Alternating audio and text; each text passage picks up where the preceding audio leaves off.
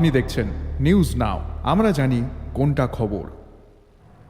अब एक नज़र हम देखेंगे प्रदेश की बीजेपी खेमे की ओर। भाजपा के प्रदेश अध्यक्ष राजीव भट्टाचार्य ने भारत के 78वें स्वतंत्रता दिवस के अवसर पर पार्टी कार्यालय में राष्ट्रीय तिरंगा फहराया। पूर्व राज्य मंत्री मनोज कांति देव ने इस अवसर पर पार्टी का ध्वज भी फहराया।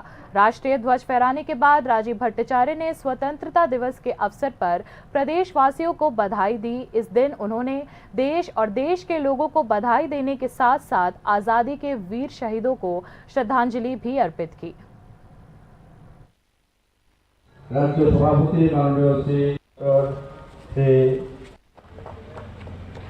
राष्ट्रीय ध्वज उत्तोलনের পর আমি সকলকে আপনাদের মাধ্যমে আমাদের ভারতীয় জনতা পার্টির দেবদুর্লভ কার্যকর্তা এবং ত্রিপুরা রাজ্যের সমস্ত সুধী নাগরিকদেরকে আমি এই স্বাধীনতা দিবসে আমি অনেক শুভেচ্ছা এবং অভিনন্দন জানাই।